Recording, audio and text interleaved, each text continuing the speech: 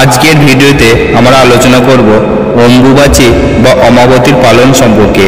বন্ধুরা, প্রত্যেক দিনের মতো অম্বুবাচী বা অমাবতীর দিন আমাদের প্রত্যেকের কিছু কমন ও বিশেষ কাজ থাকে, আর ওই দিন এই কাজগুলো করলে হয়তো আপনাকে অনেক ক্ষতির মুখে পড়তে হতে পারে।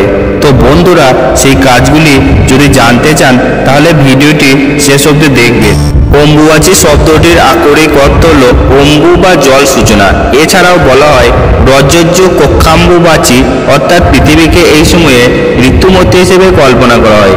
অনেক জাতিরই ধর্মীয় চেতনা মর্যাগত, সেই ধর্মীয় চেতনার উপরে ভর করে গড়ে উঠেছে নানা ধর্মীয় আচার অনুষ্ঠানও।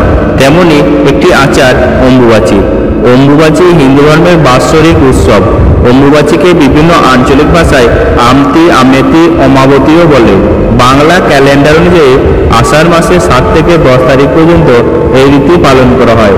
অর্থাৎ আগামী 22শে জুন হতে 25শে জুন পর্যন্ত অম্বুবাচী ব্রতটি বিভিন্ন প্রদেশের মানুষ পালন করে থাকলেও আসামের কামাখ্যা মন্দিরে অম্বুবাচীকে কেন্দ্র করে বিশাল উৎসব অনুষ্ঠান আয়োজিত হয়ে থাকে। সূর্যের দক্ষিণায়নের দিন থেকে 3 দিন অর্থাৎ আষাঢ় মাসের 7 থেকে 10 তারিখ পর্যন্ত এই দিনগুলিতে অম্বুবাচী পালন করা হয়। এই দিন থেকে শুরু হয় অম্বুবাচী। জ্যোতিষশাস্ত্রে বলা হয়েছে সূর্য যে বারে যে সময়ে মিথুন রাশিতে গমন করেন তার পরবর্তী সেইবারের সেইকালে অম্বুবাচী হয়। অর্থাৎ পৃথিবী এই সময়ে ঋতুমতী হন। সূর্যের দক্ষিণায়নের দিন থেকে 3 দিন অর্থাৎ আষাঢ় মাসের 7 তারিখ থেকে 10 তারিখ পর্যন্ত গ্রাম বাংলার মহিলারা এই অনুষ্ঠান পালন করেন। এই সময় থেকেই বর্ষার সূচনা হয়। অম্বুবাচী একটি ধর্মীয় আচরণ হলেও এর সঙ্গে জড়িয়ে রয়েছে আমাদের প্রাচীন কৃষি পদ্ধতিও।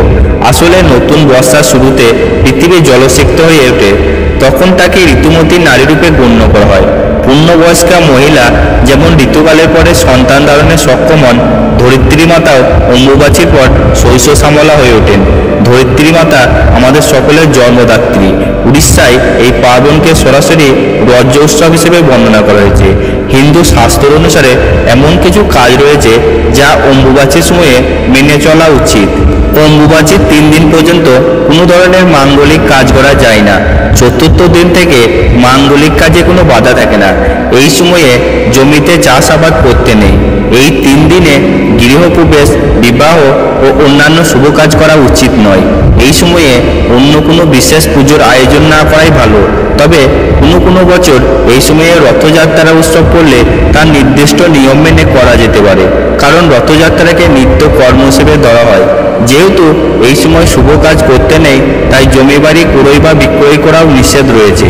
বিশেষ ক্ষেত্র ছাড়া যাত্রাও নিষেধ। এই সময়ে মঠ বা মন্দিরের প্রবেশদ্বার বন্ধ থাকে। সমস্ত দেবদেবীর মূর্তি, ছবি বা পট লাল কাপড়ে ঢেকে রাখুন। ভুলেও মূর্তি বা পট স্পর্শ করবেন না। পুজোর সময় কোনো মন্ত্রপাঠ করবেন না। কেবল ভোট দীপ দেখিয়ে প্রণাম করুন। যারা আদিশক্তির বিভিন্ন রূপ পুজো করেন, যেমন মা কালী, দেবী দুর্গা, দেবী জগদ্ধাত্রী, মা বিপত্তারিণী, মা শীতলা, দেবী চণ্ডীর মূর্তি বা পট পুজো করেন, তারা এই সময়ে মূর্তি বা পট লাল কাপড় দিয়ে ঢেকে রাখবেন। যেহেতু এই কয়েকদিন মা ঋতুমতী থাকেন, তাই বলা হয় এই সময় যৌন সংসর্গ অনুচিত। এই সময়ে পিতৃর বুকে আগুন ধরানো হয় না। পিতৃর বুকে আঘাত করা নিষেধ। এমনকি জামা কাপড় কাছাকাছিও এই সময় বন্ধ থাকে। বন্ধুরা, যদি ভিডিওটি ভালো লেগে থাকে তাহলে লাইক ও কমেন্ট করে জানাবেন।